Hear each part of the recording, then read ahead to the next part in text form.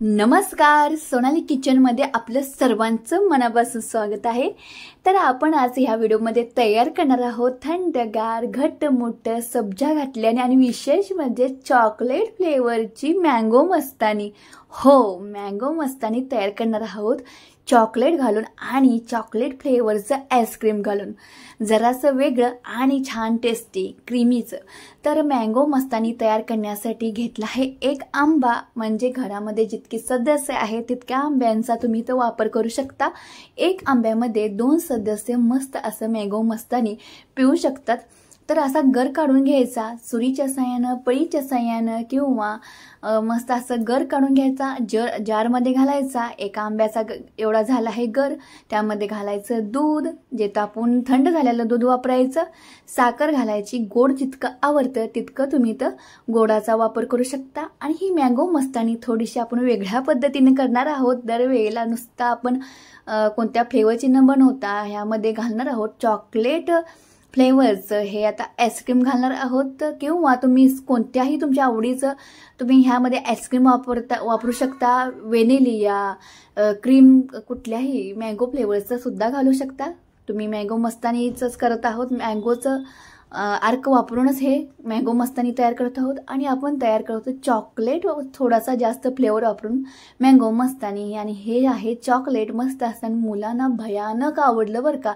इतकं छान लागलं ना, त्यामध्ये मँगोचा फ्लेवर, हे चॉकलेटचा फ्लेवर, थंडगार सब्जा आणि थोडे छोटे मोठे हे आंब्याचे तुकडे सुद्धा घातले होते ना, जबरदस्तच, म्हणजे तुमची फेवरेट होणार हे मात्र नक्की बरं का।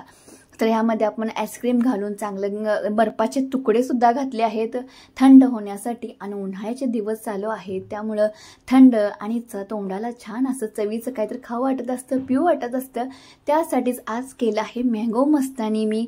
तर पहिल्यांदा थोडेसे तुकडे करून घ्यायचे आपले पिकलेल्या आंब्याचे, आणि ते पहिल्यांदा घालून घ्यायचे एका ग्लासमध्ये। त्यावर घालायचा सब्जा, उन्हाळ्यामध्ये सब्जा खूप फायदेशीर असतो शरीराला।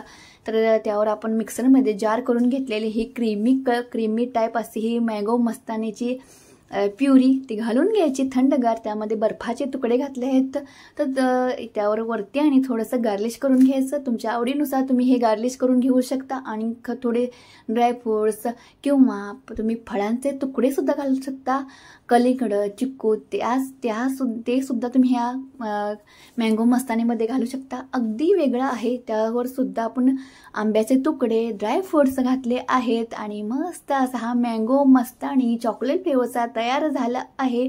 नक्की तुम्ही सुद्धा ह्या पद्धतीने तयार करा, अगदी रेग्युलर तयार करताच थोडंसं वेगळं करून बघा। छान टेस्टी आणि थंडगार पदार्थ, पोटाला शांती आणि मनालाही शांती।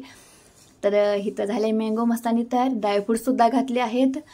तर घट्टमुट्ट गार, आणि माझ्या मुलांना विशेष म्हणजे खूप आवडलं, कारण की ह्यामध्ये चॉकलेट आहे हो, त्यामुळे मुलं खूपच आवडीनं पितात। तर अगदी दृष्ट लागण्यासारखे हे मँगो मस्तानी तयार झाले आहे, आणि थंड आहे विशेष म्हणजे। आणि उन्हाळ्यामध्ये कुठं बाहेरून लोक आले की किंवा पाहुणे सुद्धा आले की त्यांना अशा प्रकारचं दिलं तर ते सुद्धा खुश आणि आपण सुद्धा खुश, आणि झालं सुद्धा होतं जबरदस्तच। आणि सब्जा घालायला विसरू नका। धन्यवाद।